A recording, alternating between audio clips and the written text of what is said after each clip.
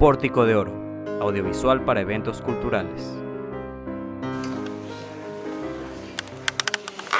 Muchas gracias por hacerse aquí presente en el ciclo de conferencias denominado Guayaquil Ibérico. Qué alegría para la Biblioteca Municipal, esta siempre su casa, ver caras nuevas. Por ahí me cuentan que tenemos presentes a estudiantes de la Facultad de Filosofía de la Universidad de Guayaquil, ¿cierto? Bienvenidos, jóvenes.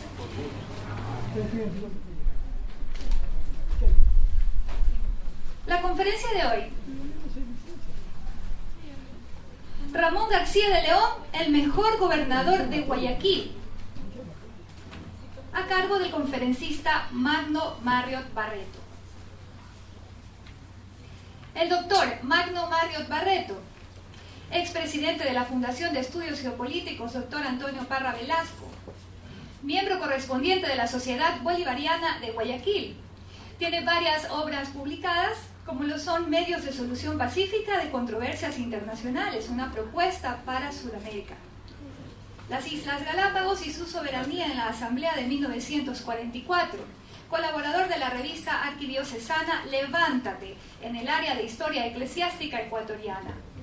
Defensor en las siguientes, profesor en las siguientes universidades: Instituto y de Diplomacia de la Universidad de Guayaquil, Universidad Católica de Santiago de Guayaquil, Escuela Superior Politécnica del Litoral, Seminario Mayor de la Arquidiócesis de Guayaquil. Lo recibimos con un fuerte aplauso al doctor Magno Marriott Barreto.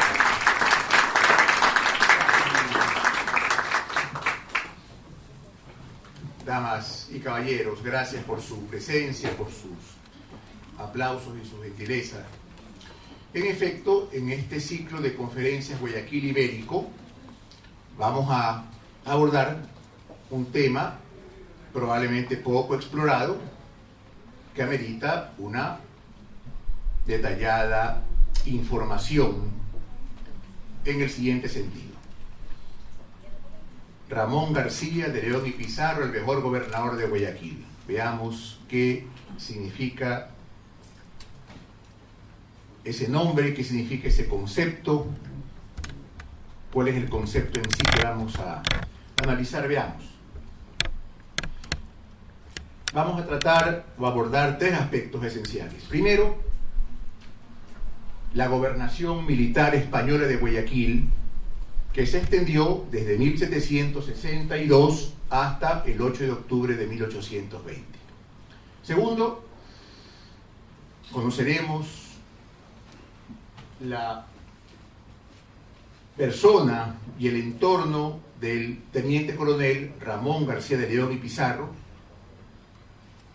Y finalmente, la actividad gubernativa o administrativa que desarrolló el gobernador de León y Pizarro en su periodo gubernativo, que se extendió por 11 años prácticamente.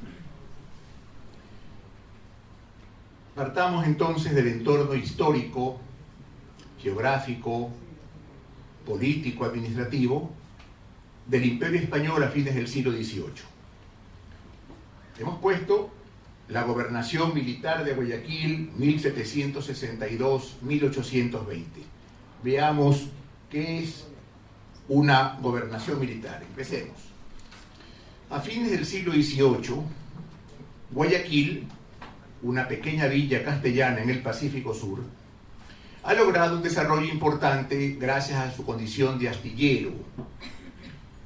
En esta pequeña villa, junto a la ría, y que sale al Pacífico, se construyen galeones, galioncetes, pataches, etc.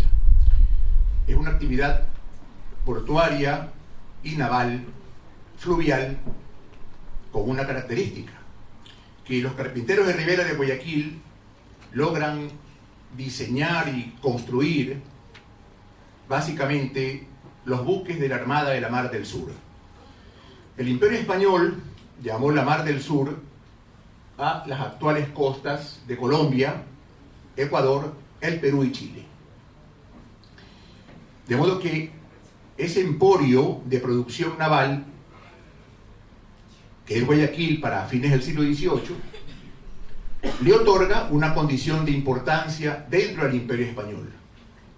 Cuanto más que para este momento Guayaquil ha sufrido a lo largo de los siglos XVII y XVIII una serie de agresiones y ataques por parte de corsarios holandeses, ingleses, franceses, etc., que la han devastado y la ciudad se ha reconstruido de sus ruinas. Para fines del siglo XVIII, para 1760, 1761, 62, Guayaquil era básicamente un corregimiento ubicado en la Real Audiencia de Quito. No era capital virreinal, no era capital audiencial, era un corregimiento de la Real Audiencia de Quito, que a su vez, para fines del siglo XVIII, la Real Audiencia de Quito pertenecía al virreinato de la Nueva Granada, con capital en Bogotá, el virrey en Bogotá. Para 1763, ya la corte de don Carlos III, rey de España, tenía una serie de informes que sería largo detallar y enumerar, muy largo, documentos, análisis en el Consejo de Indias, en el Real Gabinete, en el Real Consejo, una serie de documentos que destacaban la importancia de Guayaquil como puerto en el Pacífico Sur, por su condición de astillero sin duda, pero también como un baluarte en cuanto a la importancia o la necesidad que tenía España en el sentido de proteger o defender a sus posesiones frente a los ataques de las potencias enemigas de España, cuanto más que esos ataques ya se habían producido, ya se habían sucedido. De modo que la preocupación de España para fines del siglo XVIII era proteger sus territorios indianos o americanos, sus virreinatos, capitanías generales, gobernaciones, intendencias, etc., sobre todo de los ataques de la gran potencia enemiga que era la Gran Bretaña o Inglaterra. Sigamos. Siga.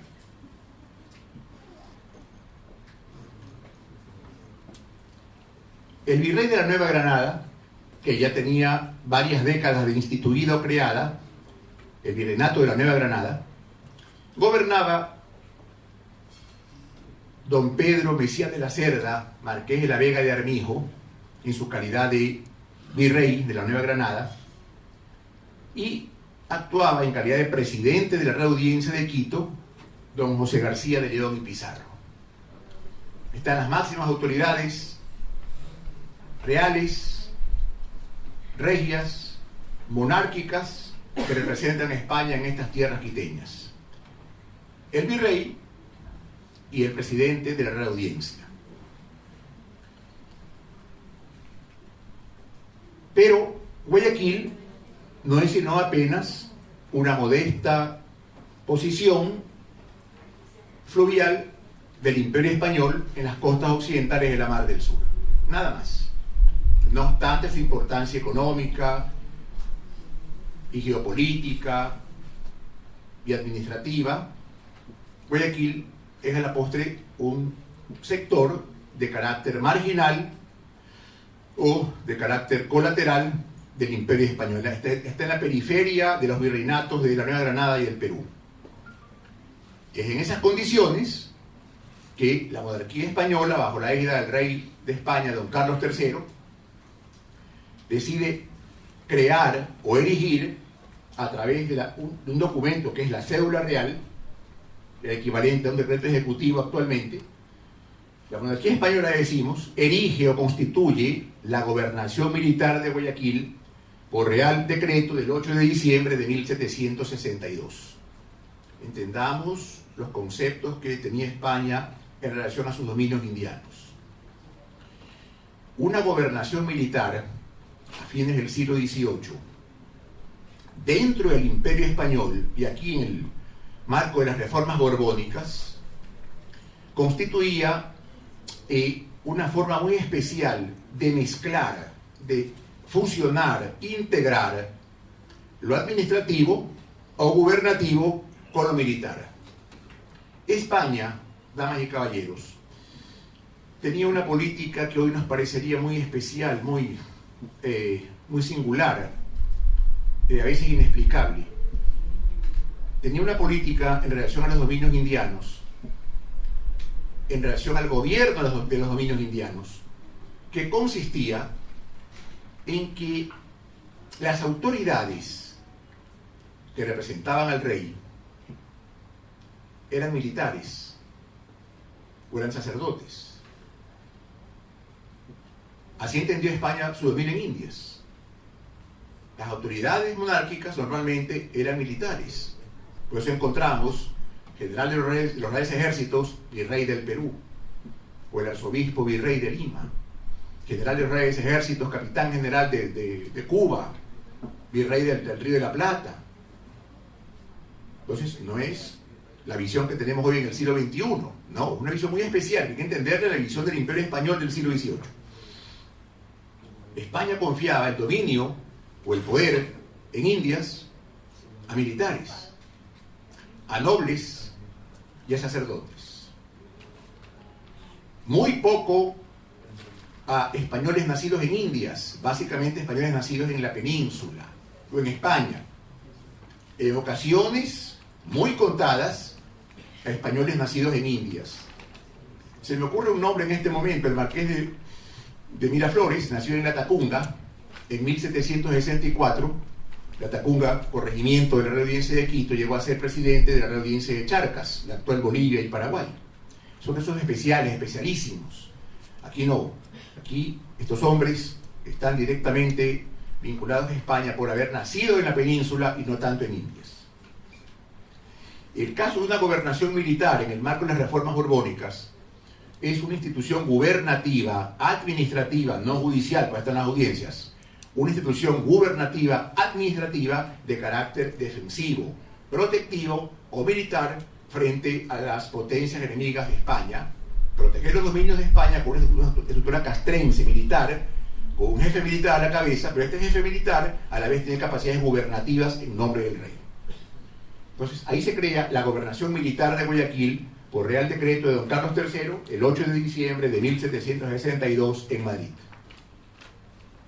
Y, entre otras condiciones, la Real Cédula de don Carlos III, ese gran monarca español que fue don Carlos III de Borbón, determinaba que el virrey de la Nueva Granada escoja o designe al nuevo gobernador militar de Guayaquil en la condición de que sea un oficial del Ejército Real, punto honoroso, íntegro, respetado, respetable, pero que no tenga la condición sino de capitán hacia arriba.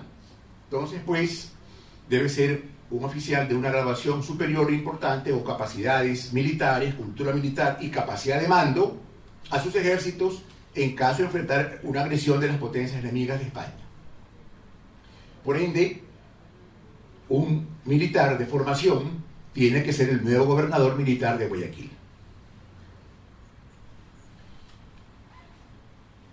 La importancia de este nuevo territorio en Indias tiene varias aristas, de varios lados, pero la extensión del territorio es muy singular. La gobernación militar de Guayaquil se extendía por lo que actualmente es la costa ecuatoriana, desde la frontera entre las actuales Manabí y Esmeraldas hasta la frontera de la actual provincia del Oro con el norte peruano, y desde la actual Salinas o la punta de Santa Elena hasta cerca de la actual Guaranda en la actual provincia de Bolívar. Imagínense ustedes, es un territorio inmenso. La costa ecuatoriana actual, sí, de hecho, excepto Esmeraldas, que dependía de Quito. La gobernación militar con semejante extensión tiene una capital que es la ciudad de Santiago de Guayaquil. En esas condiciones, el virrey, don Pedro Messiá de la Cerda, seleccionó o escogió a uno de sus capitanes, uno de sus oficiales, en este caso, el primer gobernador militar de Guayaquil, el teniente coronel don Juan Antonio de Zelaya y Vergara. Teníamos ya el primer oficial de los Reales Ejércitos, el teniente coronel don Juan Antonio de Zelaya y Vergara, primer gobernador militar, designado por decreto del virrey. Pase, licenciada, por favor. La licenciada Nancy, nuestra jefa de biblioteca. Bienvenida, licenciada. Tome asiento, por favor. Muchas gracias. La designación del teniente coronel Juan Antonio de Zelaya y Vergara, por Real Decreto del Virrey Messiá de la Cerda, dictado en Cartagena de Indias el 6 de febrero de 1763. Este es el segundo documento realmente. El primero fue el Real Decreto de Carlos III de elección o creación de la gobernación militar. En tanto que el segundo documento inicial de la gobernación militar de Guayaquil, lo encontramos aquí, en el Real Decreto del Virrey Messiá de la Cerda, dictado en Cartagena el 6 de febrero de 1763, el cual establecía que el teniente coronel de Zelaya y Vergara iba a durar 5 años en funciones como gobernador militar y con un sueldo anual de 2.000 pesos. Es decir, ahí comienza ya a configurarse la estructura administrativa, jerárquica, dineraria, financiera de la gobernación militar de Guayaquil. El rey, don Carlos III, firmará el título de gobernador para don Juan Antonio de Zelaya y Vergara en el Real Sitio de Aranjuez, allá en Madrid, el 2 de junio de 1764, lo cual confirma o reafirma el nombramiento otorgado por el virrey Messiá de la Cerda, Marqués de la Vega de Armijo.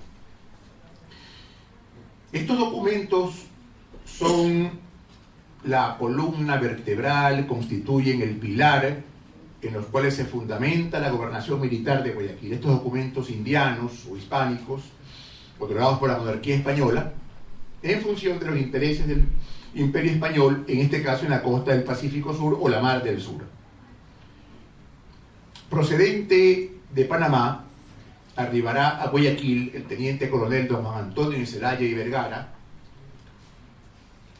el 11 de octubre de 1763. Ese mismo día, apenas llegó, desembarcó, concurrió a la casa consistorial o del Cabildo y en presencia del Real Pendón y de los cabildantes o capitulares prestó juramento de fidelidad al rey de España, defender nuestra santa religión católica y defender los intereses de España en Indias.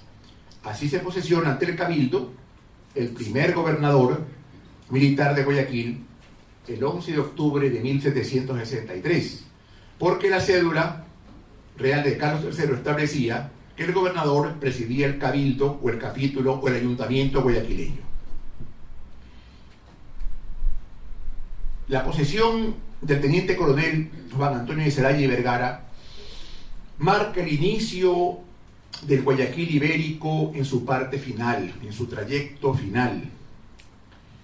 Este Guayaquil ibérico que se inicia en los días de la conquista, entre 1535, 36, 37, 45, 47, y se extenderá hasta el 8 de octubre de 1820, fíjense ustedes, varios siglos de existencia de este Guayaquil ibérico hispánico. Pues bien, el último segmento, la última porción del Guayaquil ibérico se encuentra con la llegada a Guayaquil del primer gobernador militar, el teniente coronel de Zelaya, el 11 de octubre de 1763.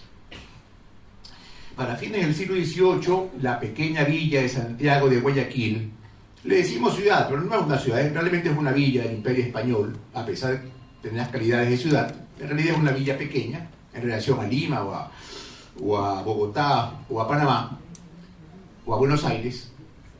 Esta pequeña villa llamada Ciudad de Santiago de Guayaquil, alrededor de 4.000 y un poco más habitantes, 300 haciendas de campo, lo cual nos da idea de la importancia y la magnitud que tiene la actividad agraria o rural. Esta es una sociedad agraria o rural. Esta no es una sociedad tecnológica, industrializada. Eso existía en Inglaterra de fines del siglo XVIII, pero en el mundo indiano, ni siquiera en España, no. Eran sociedades básicamente agrarias, ruralizadas. De modo que ese es el entorno en el cual se desarrollará nuestra historia. El primer gobernador militar, el teniente coronel Juan Antonio de Zelaya y Vergara, será sucedido por el coronel don Francisco de Ugarte, como segundo gobernador militar, y llegará como tercer gobernador militar a Guayaquil, este personaje, este fiel servidor del rey del Imperio Español, el teniente coronel don Ramón García de León y Pizarro. Pero veamos el entorno de la figura del teniente coronel. Una vez que el gobernador Ugarte abandona Guayaquil, un hombre que tuvo muchísimos conflictos, el segundo gobernador, antes que Ramón García, un hombre que tuvo muchísimos conflictos administrativos, que el segundo gobernador, don Francisco de Ugarte, a fines del siglo XVIII, sucedió que el virrey, don Pedro Mejía de la Cerda, aquel virrey que había creado la gobernación militar, solicitó al rey la designación de un nuevo gobernador militar. Y en ese caso concreto, don Carlos III, rey de España, el mismo rey que creó la gobernación militar, designó u otorgó nombramiento real decreto a favor del teniente coronel Ramón García de León y Pizarro, decreto dictado en el Palacio del Pardo, en Madrid, el 19 de marzo de 1779, que a su vez fue perfeccionado, dado ejecución o cumplimiento, por el decreto del presidente de la audiencia, don José García de León y Pizarro, hermano del teniente coronel, dictado en Quito, capital audiencial, el 20 de septiembre de 1779.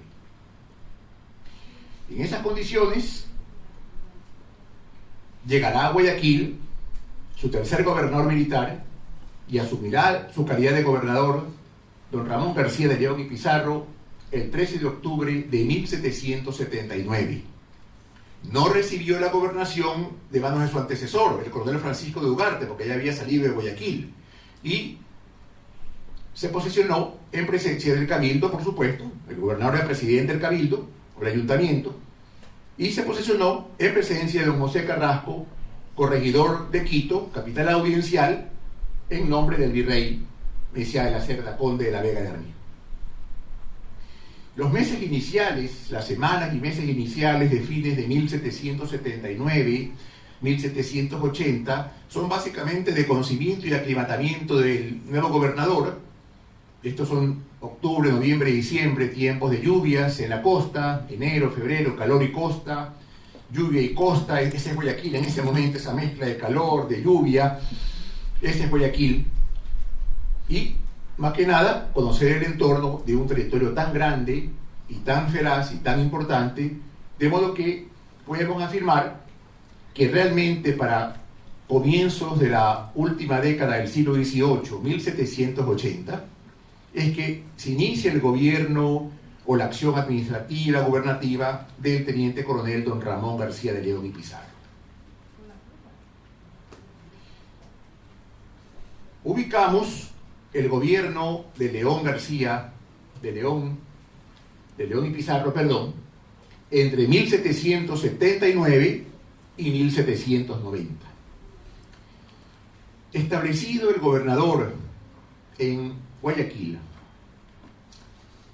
desarrolla un proyecto muy interesante e importante de servicio público, como diríamos actualmente, de servicio público y de obra pública, que no existía.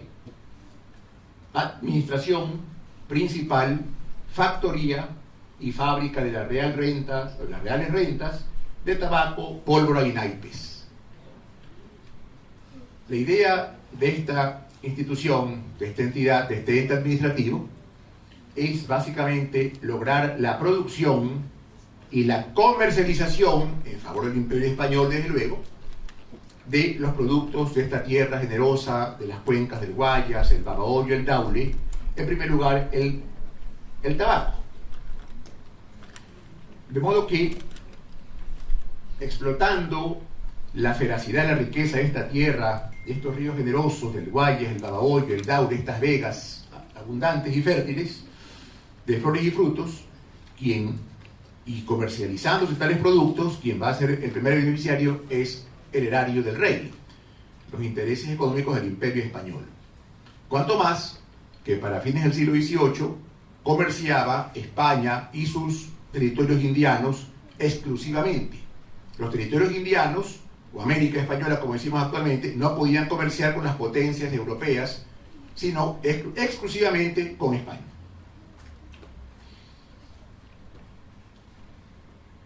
Es importante precisar que actúa como visitador de la Real Hacienda y presidente de la Audiencia de Quito, don José García de León y Pizarro. ¿Quién era el visitador?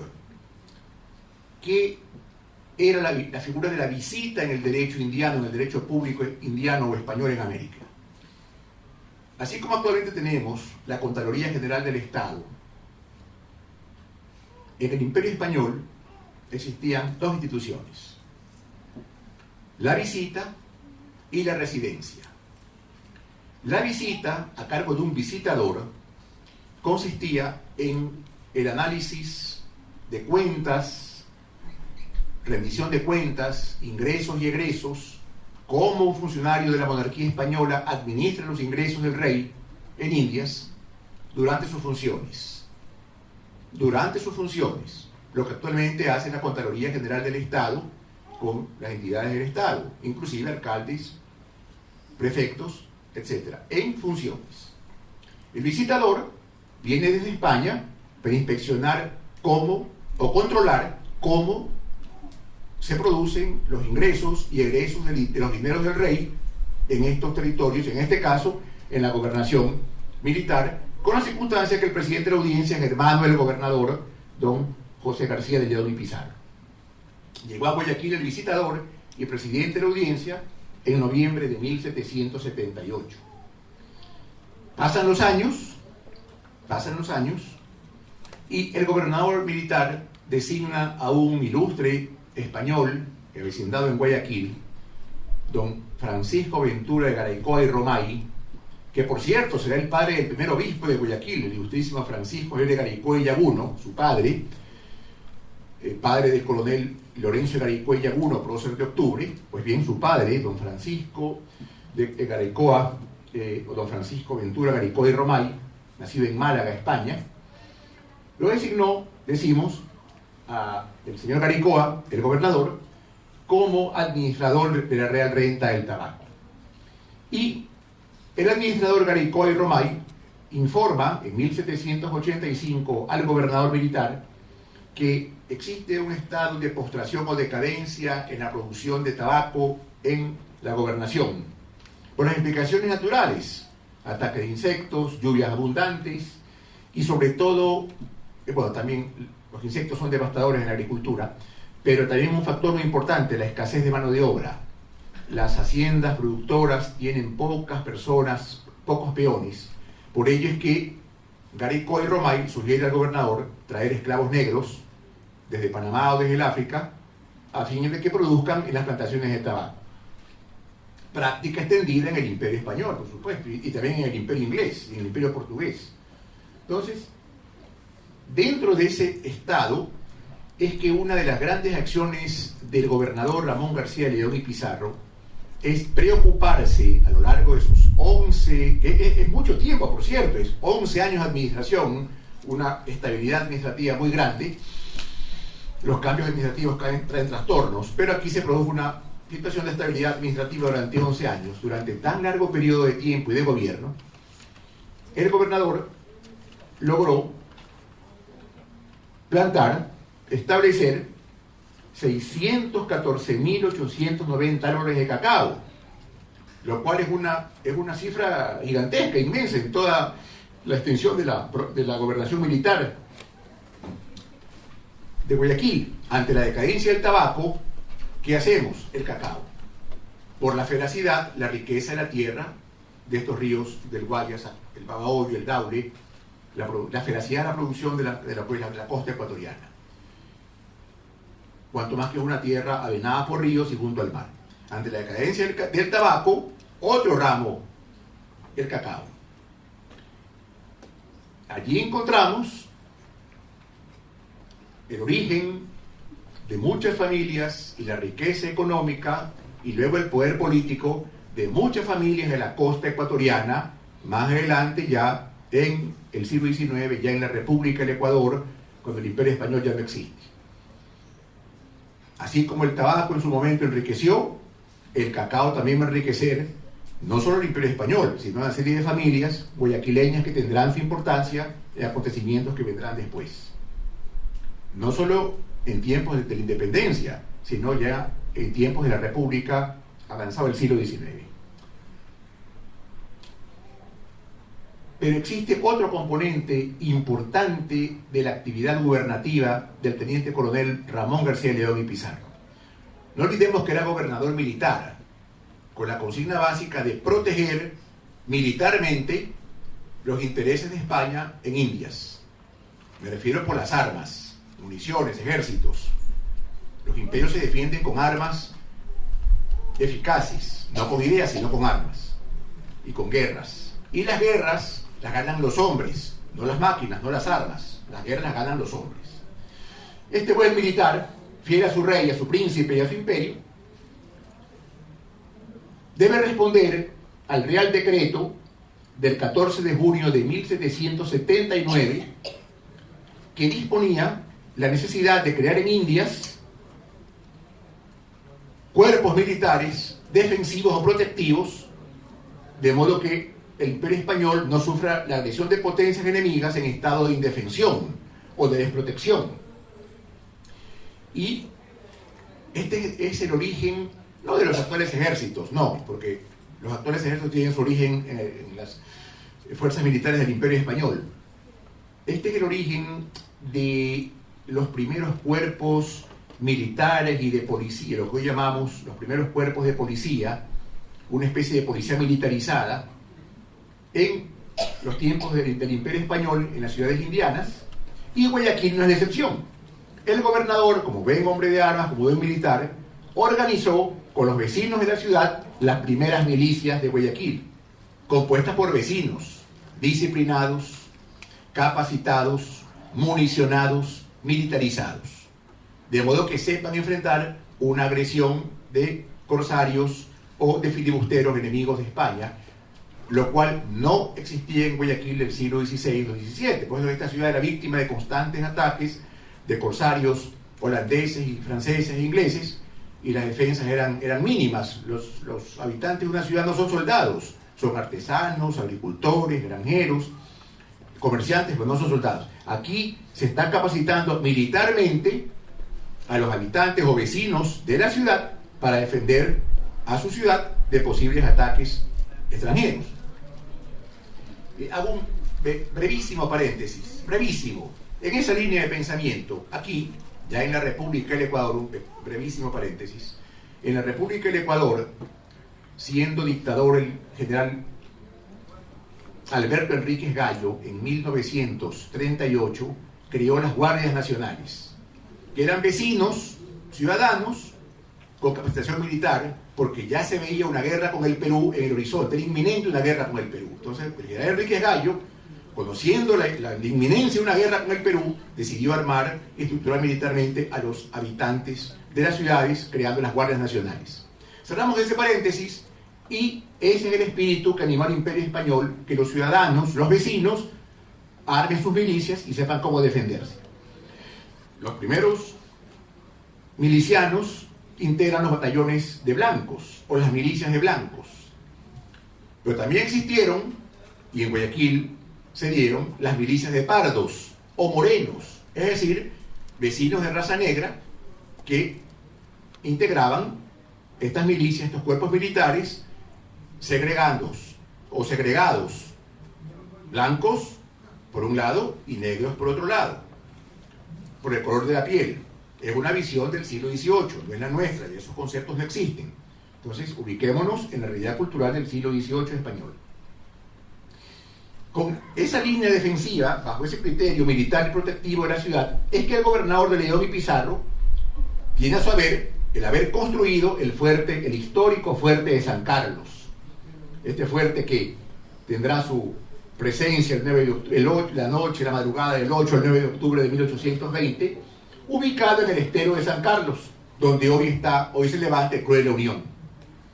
Y asimismo construyó el gobernador 2 puentes sobre los esteros de Carrión y San Carlos, lo que actualmente es la avenida Olmedo. El estero de San Carlos, la actual avenida Olmedo, un foso gigantesco, inmenso, que ya no existe, ahí pues, sobre el estero de San Carlos estaba el fuerte de San Carlos, que es una construcción del gobernador Ramón García de León y Pizarro. Asimismo, es una gloria del gobernador Ramón García de León y Pizarro el lograr la presencia de una máquina contra incendios. Este es otro flagelo que voy aquí, los incendios, esta es otra tragedia. Nadie sabía cómo reaccionar frente a un flagelo, las llamas devoran todo en cuestión de segundos o minutos, nadie sabe qué hacer, el caos, el pánico, el desorden. Pero con una máquina que expulse agua, llamada bomba, con una dotación de vecinos llamados bomberos, se puede enfrentar el flagelo del fuego. Y así se capacita a los vecinos para defenderse, no solo de una agresión extranjera, un bombardeo de naves enemigas, buques enemigos, sino un incendio que puede suceder por una vela que se cae. Entonces, aquí no existe luz eléctrica, todo esto era a base de velas y candiles. Entonces, aquí encontramos también los orígenes más primitivos y más lejanos de lo que hoy llamamos nuestro histórico y benemérito Cuerpo Bomberos de Guayaquil. Aquí están los vecinos realizándose con una bomba traída desde España, esta máquina que expulsa agua, que permite a la ciudad defenderse, construcciones de caña, de bijao, de madera. La ciudad ya no está tan indefensa, cuerpos de milicianos blancos y pardos, una bomba contra incendios, el fuerte de San Carlos. La ciudad puede soportar una agresión en caso de que así acontezca.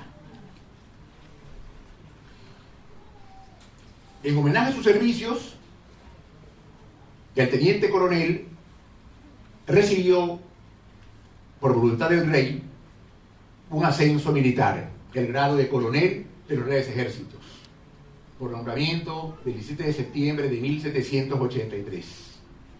Y no solo eso, no solo un ascenso en su carrera militar, sino que recibió un espacio de nobleza. El recibir la investidura como caballero de la Orden Militar de Calatrava, esa histórica y antiquísima orden castellana. Recibir un hábito de caballero es un privilegio en España, que aquí en América poco lo conocemos. Pero en el siglo XVIII recibir el hábito, la investidura, ser investido caballero de la Orden de Calatrava es un privilegio nobiliario que en este caso recibió el gobernador por Real Decreto del 14 de febrero de 1788. Entonces vemos cómo España agradece, reconoce, admite la prestancia y la trascendencia de los servicios proporcionados por el gobernador a esta parte del Imperio Español que es la gobernación militar de Guayaquil.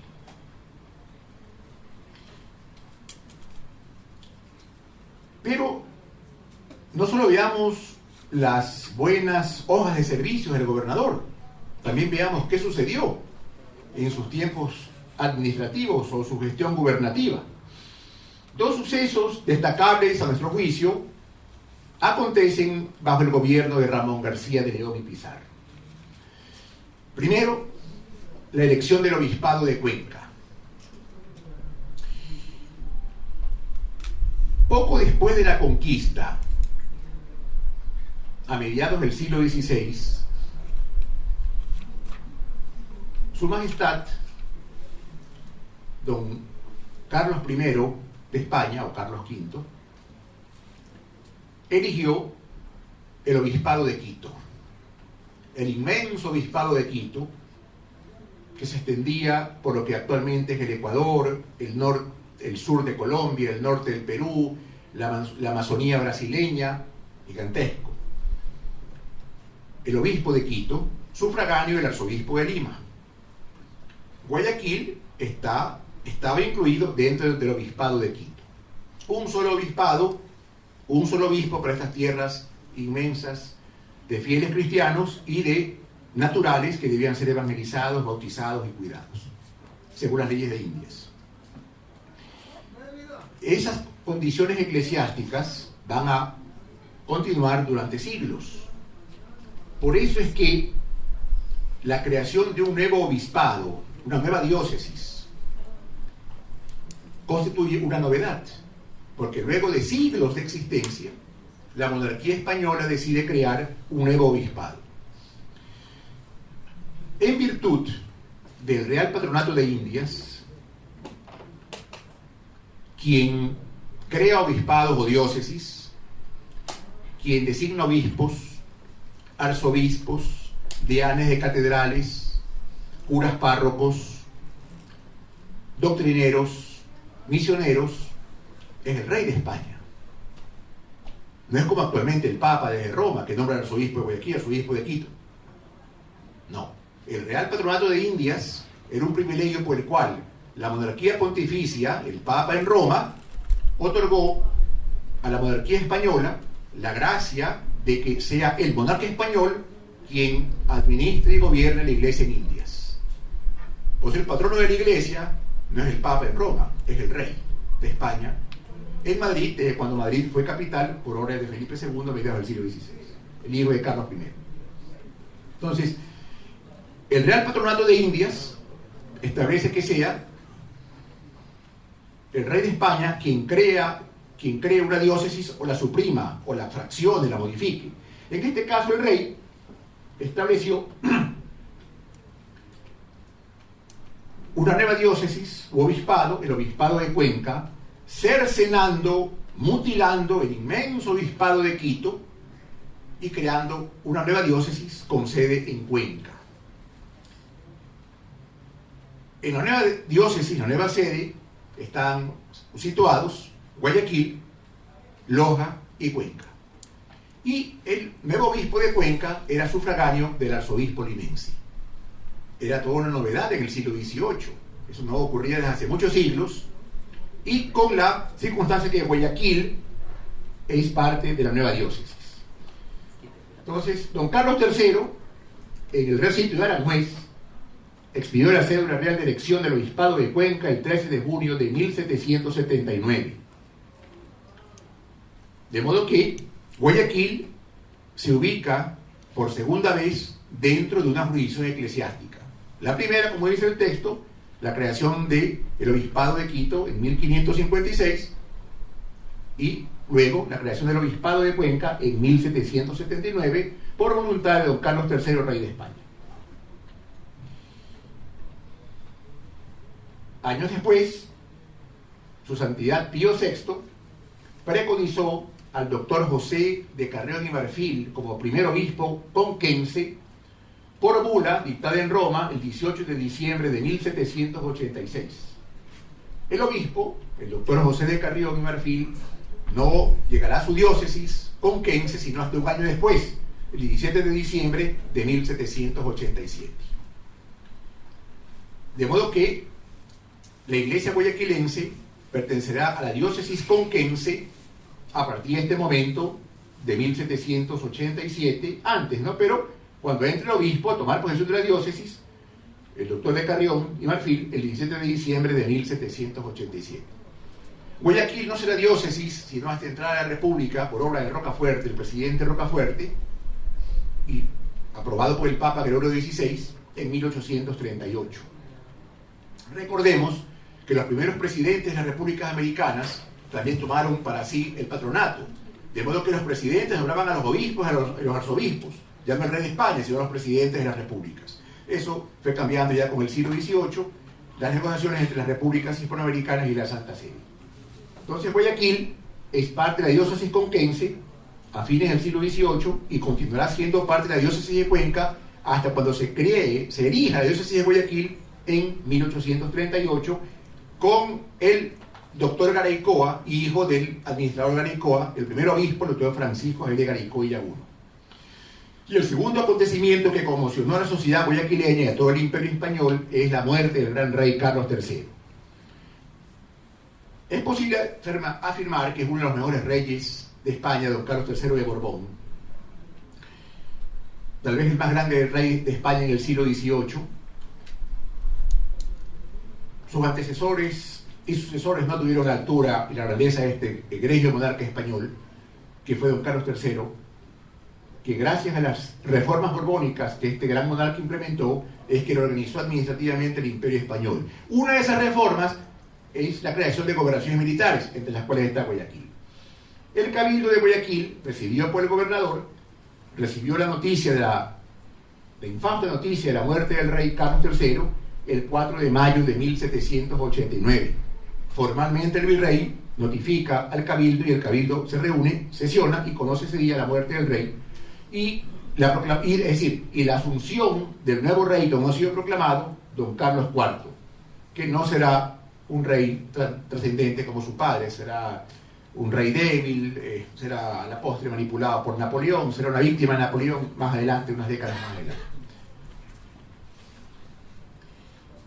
El cabildo guayaquileño, bajo la égida del gobernador, proclamó a don Carlos IV, rey de España, bajo pendones, enfrente del pendón real, a las 4 de la tarde del 13 de diciembre de 1789.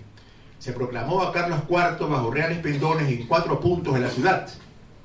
Las plazas actuales de San Francisco, frente a la catedral donde está Bolívar a caballo, lo que es la calle Pedro Carbo, y por las cercanías de aquí, donde estamos en este momento, de modo que en este entorno de la Casa del Cabildo y la Iglesia Matriz se proclamó aquella tarde, el 13 de diciembre de 1789, a don Carlos IV, rey de España. En esas condiciones, corresponderá a don Carlos IV, rey de España, designar a este personaje que tantos servicios ha prestado a la monarquía española, el gobernador de Guayaquil, don Ramón García de León y Pizarro, designarlo, en previo a sus servicios, como gobernador intendente de Salta, en el virreinato del Río de la Plata, por Real Decreto del 7 de mayo de 1789. El norte argentino actual, Bolivia, el Paraguay, el Uruguay, la Argentina, actuales, para esta época ya constituían el cuarto y último virreinato indiano, el virreinato del Río de la Plata. A fines del siglo XVIII ya están conformados los 4 virreinatos indianos: la Nueva España o México, la Nueva Granada, el Perú y el Río de la Plata o el Plata. Entonces, nuestro gobernador es enviado al norte argentino, a las regiones del Plata, como gobernador e intendente de Salta, abandona Guayaquil y entrega el gobierno al Cabildo el 18 de marzo de 1790, con lo cual concluye su gobernación. ¿Qué situación es aquella que deja en legado el gobernador a su gobernación? Bueno, en primer lugar, en arcas reales, aquí diríamos en la tesorería municipal, en arcas reales 8.000 pesos, que es una cifra bastante elevada e importante. Ha sentenciado 354 causas criminales en nombre del rey, y gracias a sus gestiones en tabaco, en pólvora, en armamentos, fortificaciones, en general, en los años de gobierno, permitió que 205 jóvenes guayaquileños tengan trabajo, produzcan y se incorporen a la producción económicamente, o la vida productiva, la producción económicamente activa. Entonces, en este largo periodo, el gobernador Ramón García de León y Pizarro, por espacio de 10 años, 5 meses y un día, ejerce la gobernación militar de Guayaquil. Desde el 13 de octubre de 1779 hasta el 18 de marzo de 1790. Largo periodo de tiempo, con tantas circunstancias que le tocó vivir al gobernador, que le tocó enfrentar, y sobre todo cumplir su deber, cumplir la responsabilidad que se ha depositado en sus hombros, fiel a su monarca, fiel a su príncipe, fiel a su imperio, fiel a su bandera. Ahí tenemos pues un ejemplo de cómo podemos afirmar, como dice el título de nuestra conversación, el mejor gobernador de Guayaquil en el siglo XVIII, en el elenco de gobernadores de Guayaquil en el siglo XVIII y entrado el siglo XIX, que se extenderán hasta el 8 de octubre de 1820, con el último gobernador, el brigadier general José Pascual Vivero y Salavarría, que será aquel ya depuesto por los patriotas en la noche del 8, madrugada del 8, amanecer del 9 de octubre de 1820. Y aquí tenemos a nuestro gobernador de Marras, un ejemplo de servicio, un ejemplo de patriotismo, un ejemplo que nos permite afirmar que es o fue el mejor, uno de los mejores o el mejor gobernador del Guayaquil ibérico, llamado Guayaquil colonial, en el siglo XVIII. Esa expresión colonial la vamos a aceptar porque es un vocablo culturalmente aceptado, pero es inexacto, porque España no tuvo colonias. Los ingleses tenían colonias. Las colonias son británicas, son de los ingleses. España tuvo reinos. España no tuvo colonias, tuvo reinos. Entonces, aquí deberíamos utilizar vocablos que no utilizamos, los gobernadores coloniales, asimilando los periodos del Imperio Español, de España en Indias, a lo que se usa en los territorios ingleses, las colonias inglesas, lo que usan los Estados Unidos y el Canadá. Pero aquí España no tuvo colonias, tuvo reinos, los reinos de Indias. España tampoco llamó América a estas tierras, las llamó Indias. Entonces, cuando escuchamos el derecho indiano, la legislación indiana, autoridades indianas, hoy, actualmente diríamos hispanoamericanos o españoles de América. Pero España a estas regiones, a estas tierras de la actual América española, o América Latina, como decimos actualmente, las llamó las Indias.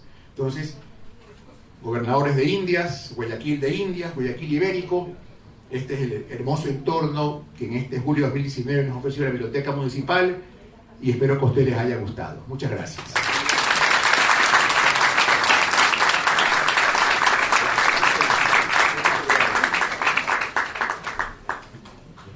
Quisiéramos agradecer la participación de nuestro conferencista de hoy, doctor Magno Mario Barreto, con este diploma otorgado por la muy ilustre Municipalidad de Guayaquil, Dirección de Cultura y Biblioteca Municipal, por su valiosa disertación sobre el tema Ramón García de León y Pizarro, el mejor gobernador de Guayaquil, en el ciclo de conferencias Guayaquil Ibérico, organizado por la Biblioteca Municipal y realizado en el Salón de Actos Pedro Carmen.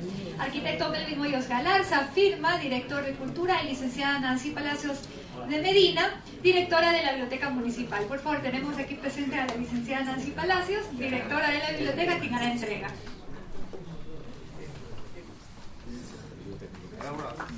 Fuerte los aplausos, por favor.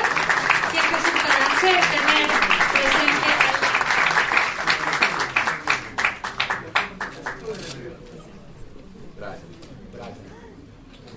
Damas y caballeros, mil gracias. Al doctor Magno Mario Barreto. Amigos, no se pueden vender. El día de mañana, viernes 19, cerramos con broche de oro este ciclo de conferencias. Los esperamos con Guayaquil en el periodo tardío, a cargo del conferencista abogado Jorge Aycar Tutibén. Los esperamos. Que tengan una buena tarde. Muy bien. Nancita querida, gracias por todo. Muchas gracias por ver el evento completo. Esta cobertura busca ser fuente primaria de información y lo ponemos a la disposición de nuestra comunidad digital. Así que no te pierdas la oportunidad de suscribirte a nuestro canal y si gustas puedes seguir viendo el resto de nuestros contenidos. ¿Tienes ideas o propuestas? Pues ya lo sabes, Pórtico de Oro, plataforma para propagar tu mensaje.